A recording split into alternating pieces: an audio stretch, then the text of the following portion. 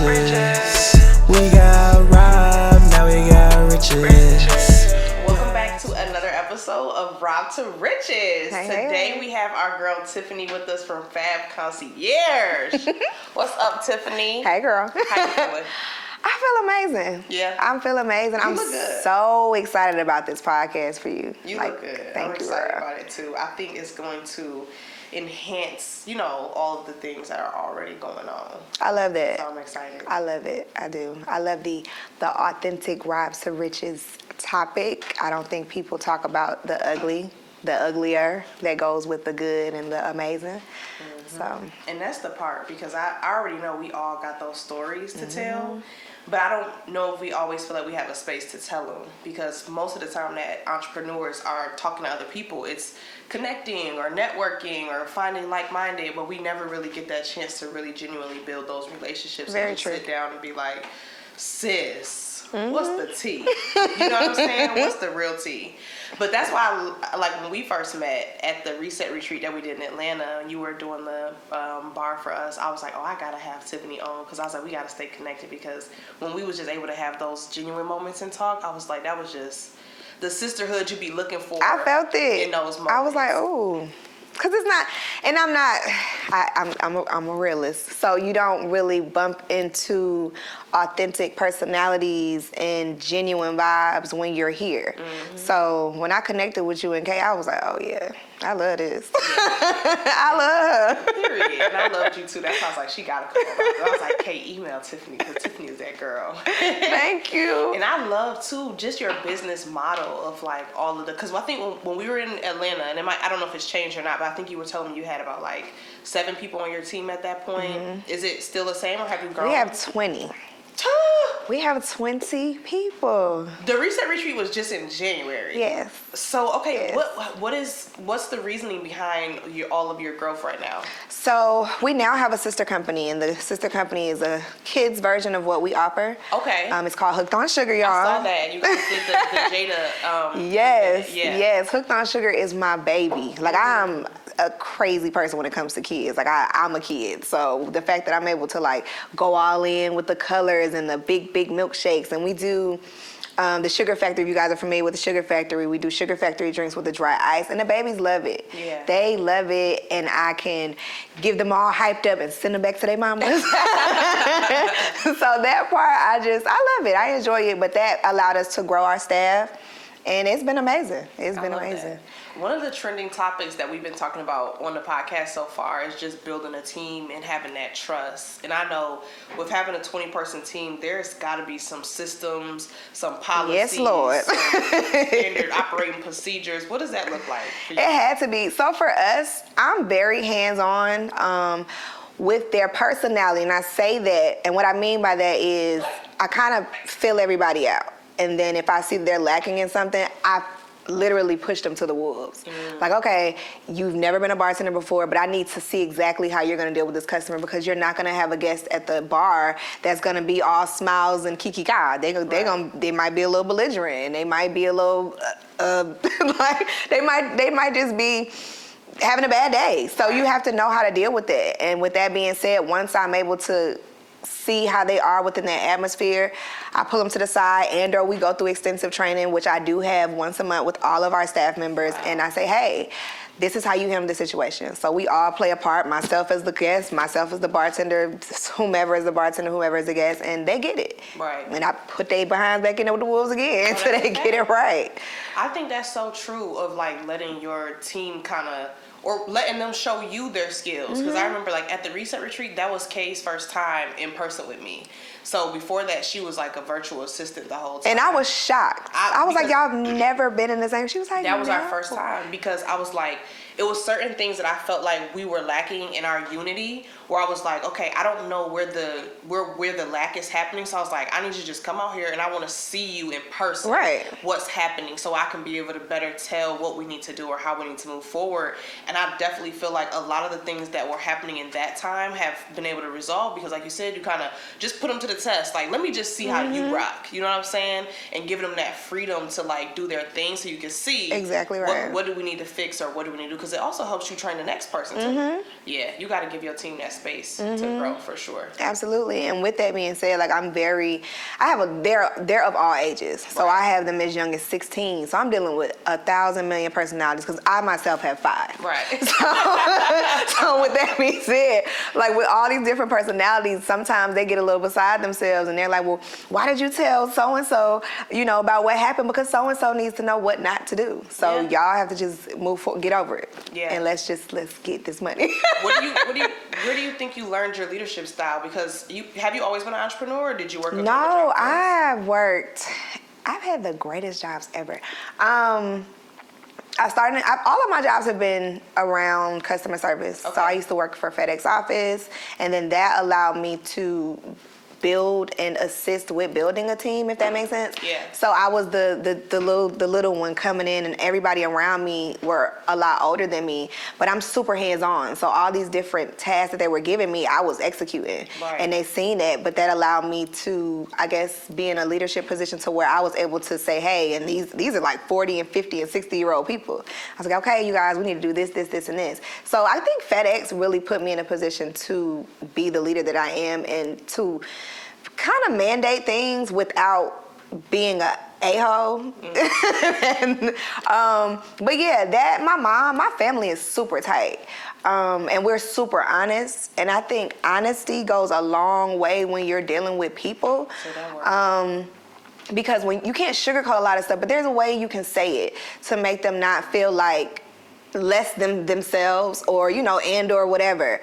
But yeah, my family and my jobs have definitely put me in the place to be who I am with my staff. I love that note too, because it's like taking the things that you already have and implementing it into your business. Because I feel like so many times new entrepreneurs constantly feel like, oh, well, I don't know how to do this, or I don't know how to do that, or I don't have guidance on this. But it's like, if you really sit back and look at the experience that you've had, or look at the things that you've gone through, you probably do have everything you need. No facts. Everything you need. You really probably do have all the experience that you need to be able to implement those things into growing a business or growing a team, or, whatever it might be that you're working on at the time. Thanks for tuning into this episode of Rob to Riches. If you're enjoying this speaker on this episode, you can learn from them inside of our mentorship program for women entrepreneurs. You can join today for only $7 for 30 days full access. Just go to our website, www.pinkprintfirm.com. Use the code TRIAL at checkout to join now. The link will be in the description box for you to join today. And I ask for advice all the time. Yeah. I really do. Like, even with meeting you and meeting with Kay, I'll probably call you like, hey, girl, this is what happened. Am I doing this right? What you think about this? Like, I love to get feedback from everybody, even my staff. Like, do you guys, because my biggest thing with them is, Tiffany, you don't know how to talk to us. But my family is from up north. So they, we don't talk down, but we are aggressive and passionate with everything that we do. So I'm like, okay, I received that. So I'm gonna do this differently. Thank you. And then I'll keep going on. I just allow people to tell me like, this isn't right, or you should try to do this a little different, and I receive it. Right. And that helps too. Have you ever had a time where you felt like you was failing as a leader? Girl, like, did you what? feel like, what am I doing? I'm not doing nothing right. Whew. When was that? Like, what year of Yesterday. business were you? No, I mean, I'm really, really hard on myself. Yeah. But I think the ones that are meant for greatness are. Yeah. But that allows us to continue to grow and better ourselves. But seriously, yesterday, I try to better my time. I'm really, really, really, really bad at time management. Okay. Outside of my business. Like, if it's not fab or hooked on sugar, you cannot call me and say, hey, Tiffany, I need you to be here at 5 o'clock because I'm going to be there at 6:45. Okay. Because I love you. And I'm working on myself. Like, I really, really am. I'm putting myself to the test every day. I'm just doing things that I wouldn't normally do to assist me with being better at time management. That's one of my things. But yeah, every day. I'm on myself every day about what I could be doing better. Like, dang, I should have did this. Or, oh, I should have worked with them. Or, oh, I should have talked to them. Why didn't I do that? Oh, I need to do this. Like, every day. Right. Every day. That's good, though. Just having that self-reflection time period, too. Do you have, like, a morning or night routine where you do any kind of self-reflection? Oh, if I tell y'all, will y'all feel a way about me? No, this is I riches, baby. Every now and then I do indulge in the earth, the natural earth of smoke. But yeah, it allows me to relax. It really does. And then I kind of breathe in, breathe out, and I get in my thoughts. I absolutely get in my head, and I kind of plan out my day. Like, I have to plan out my day every day from like 6 in the morning, like a time, 6 in the morning to 10 p.m.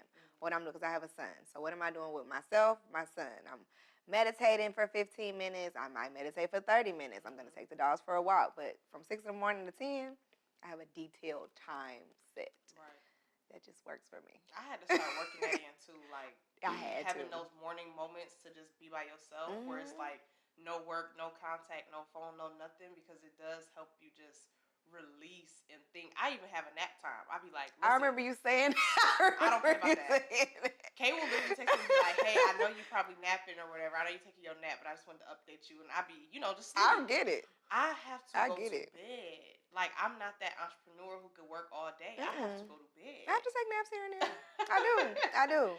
I have to. And it helps me feel re-energized. Like, re-energized and regenerized. It helps me I know what you meant. Exactly. I did. I might need my nap right now. I think it is usually just my nap time.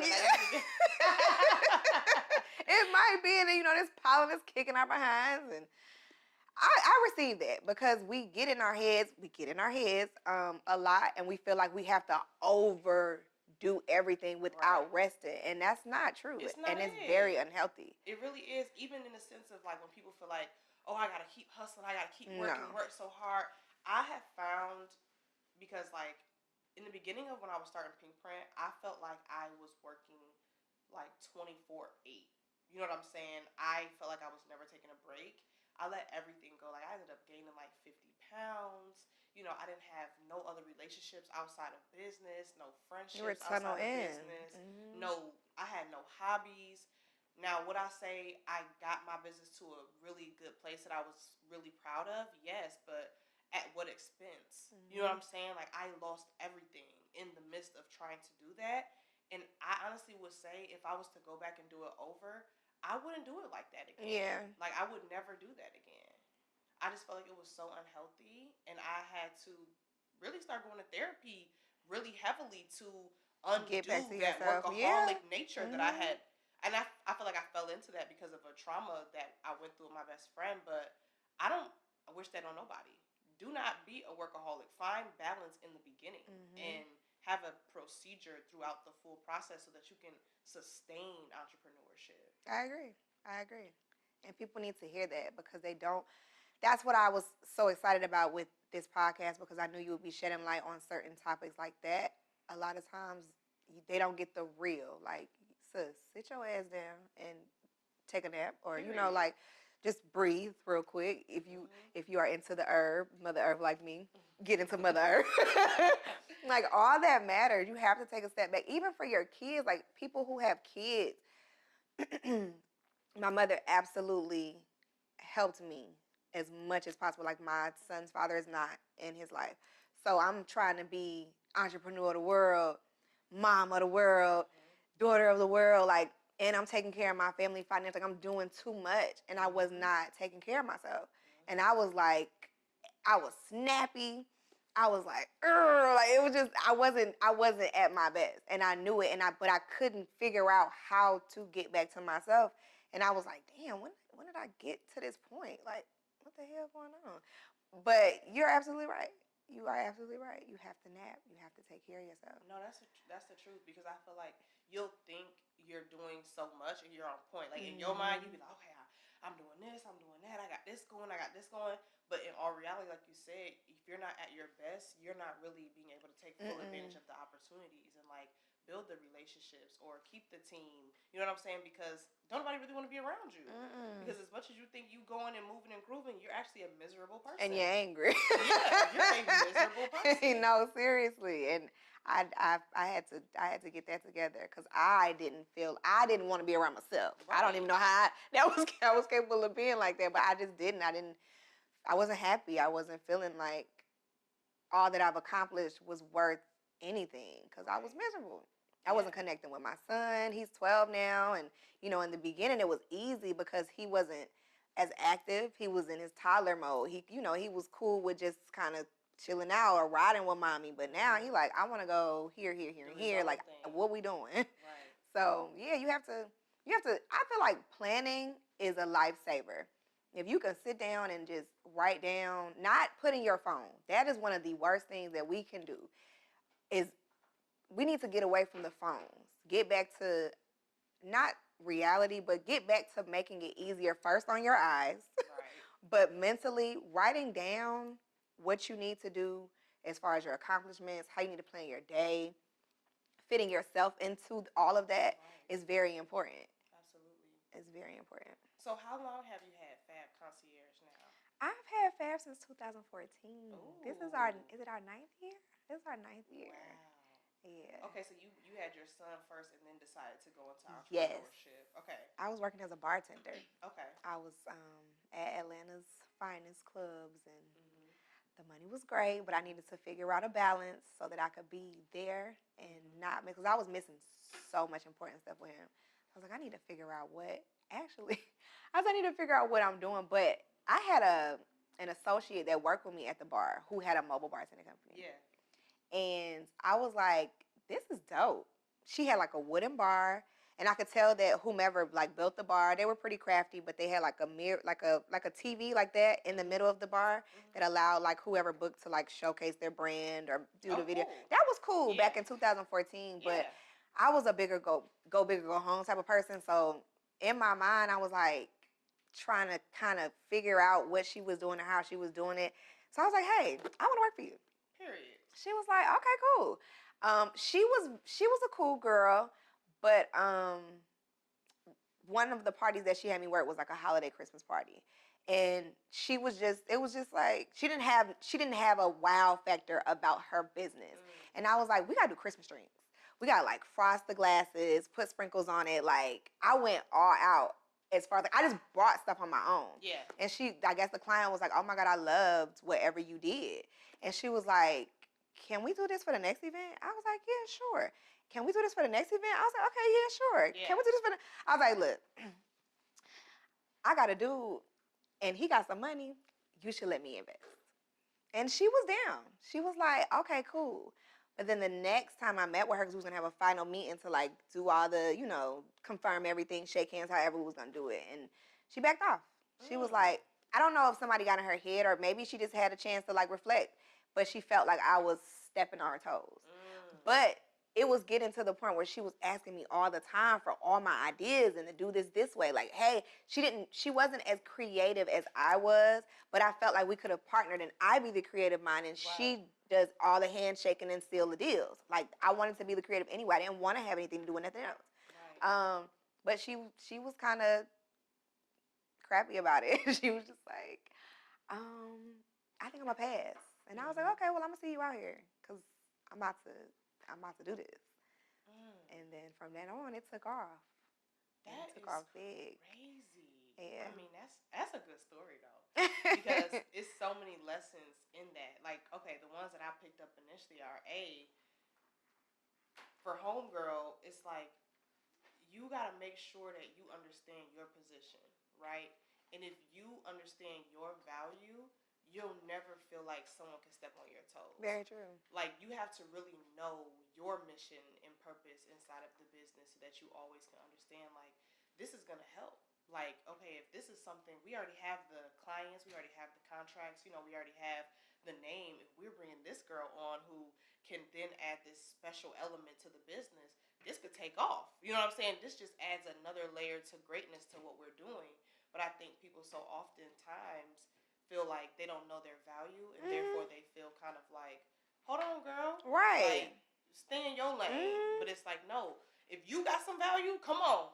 And I get it. Too. I super get it. You know, this is your baby, and you built this, and I get it being super overwhelming about someone kind of trying to take over, and that was not my intention. That's no one's intention. Sometimes people see more potential than you do of your own business. Yeah. And I feel like that was where I was with her. Like, I was like, you have a dope concept. Like, let's go bigger. Right. Because by then I was doing my homework every day. I found my bar build out. I was like, we could do that. I showed her. I was like, this is the bar that I found.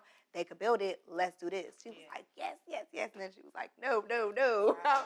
I was like, Some okay. people not ready for that next level all the time. And I get it. Yeah, it's next level is scary. But how do you get a Walmart? How do you get a Target? They didn't build that by themselves. They went to investors. You absolutely have to.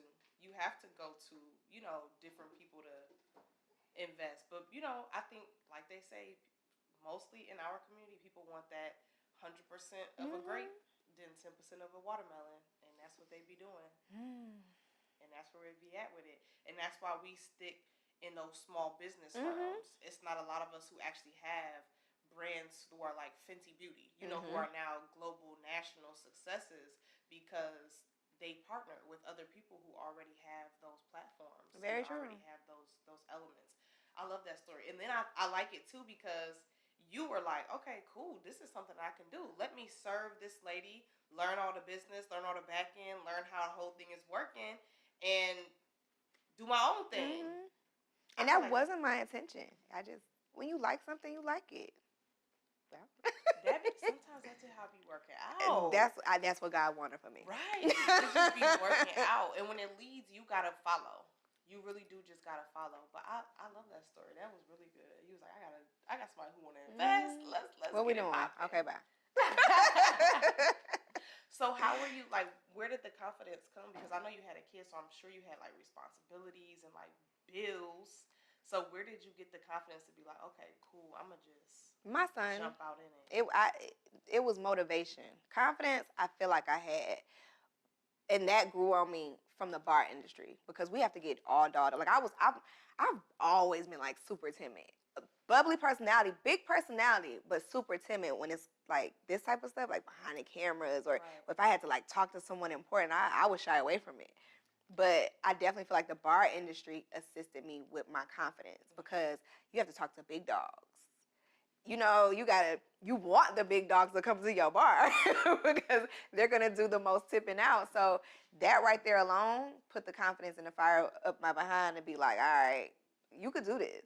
And then, of course, my son being my motivation, I was like, we got to get this money. Because leaving that industry, my income declined. I had to figure it out. Right. So I was just like, I got my first tax check. I think it was right after I had him. Maybe it was 2 years old, maybe. But with that check, I was like, I'm gonna buy my bar and I'm gonna do it. My mother was like, you tripping? I was like, dang, for real? She was like, yeah, I'm just saying, you can do anything with that money. She wanted me to go into real estate, and I was just like, and I probably should have did both. I feel like I could have did both, but I was just so into fab. I was like you, up 20 every day. I just had a new idea, and I was like, I got to do this. I got to do a photo shoot. I got to do this. So I was like, no, I'm doing fab. I'm getting my bar. I'm outside. So I just went ahead and killed it. That's dope, man. That's inspiring for me. Thank you, girl. That's so inspiring. I'm going to take this tax check. I'm going to just leave. I'm going to just go out and do it. If anything, did you feel like it was, when you were first starting, did you even have in your head, okay, this could all go wrong? Or was you like, it's going to go right no matter what? So back then, I was a firecracker. I was more so, I think I was just so filled with excitement. I didn't even worry about what could go wrong because I really felt like I could do this. Right. So, nah. That's for all the entrepreneurs. The honest to God truth, if you don't believe in it wholeheartedly where you feel like there's no plan B, don't do it. Because it's way too many back and forth things that happen that are going to try to sway you from the bag or from the business that you gotta know, without a shadow of a doubt. I have no fear of anything. I'd be like, let's do it. I'd be like, even if it fails, we learn something new. Now we know how to do it better. Yeah. I'd be telling them, if you don't have that about your business and you don't really believe in it, just don't do it yet. I'm more scary now in my 9th year of business than I was back then starting my business. Why is that? Because have already no built idea. it, and you don't want to lose what you built. I feel like that's the start of it, and then I got really, really comfortable with Fab in the beginning, like with Candace.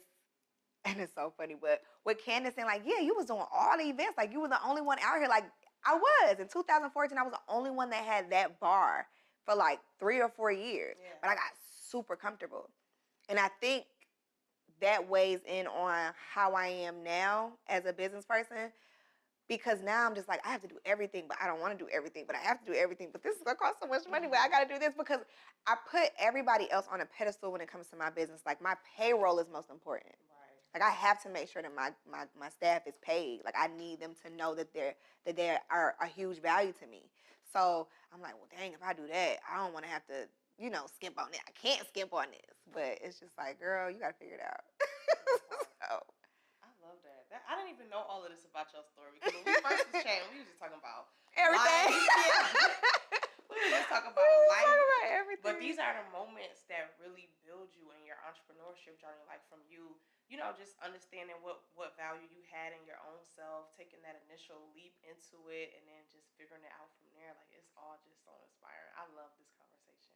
I'm super excited about sharing it because I don't share it. And I don't know why, but I don't think I've really We just shared don't get it the time before. or the space to do it. Like, when have we ever been like, let's just sit down and talk about everything it took Seriously, to you are become so right. where we at? Like, I be looking at my business, I be like, dang, this is a lifetime story. I need a 60-minute session because you just don't get that time to really talk about it. And people need that. They do. They don't to hear understand. about it much. Yeah.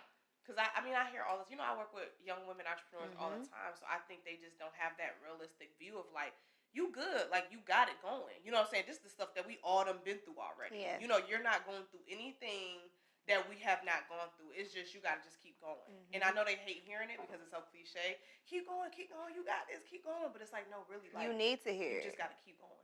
You need to hear it. Because, like I said, my mom was not a fan. Right. Like, she's a super duper fan now. Right. But she was not a fan. And that almost deterred you from your goal. Like, I was about to say, all right, well, let me just get in the real estate. Yeah, and that could have changed my whole life. So I say go for it. Go for it. Go for it. Tiffany, this has been a great conversation, and I'm so glad you were able to come today. Let the people know where to find you at. So, again, my name is Tiffany, and we have Fab Concierge, which is our adult bar, and Hooked on Sugar, our kids bar. Hooked on Sugar is HOOKD. Let's remember that. Hooked on Sugar. And you can find us on Instagram. Our social media is Instagram, Facebook, and Twitter. We are working on our website, so give me a second. Revamping our whole life right now. Entrepreneurship. Yes, girl. Stay revamping. The campaign is real, though. It really is. So, Fab Concierge, Hooked on Sugar. Thank y'all so much for having me. Thank you, Tiffany, and thank you guys for tuning in to another episode of Rob to Riches. Rob to Riches.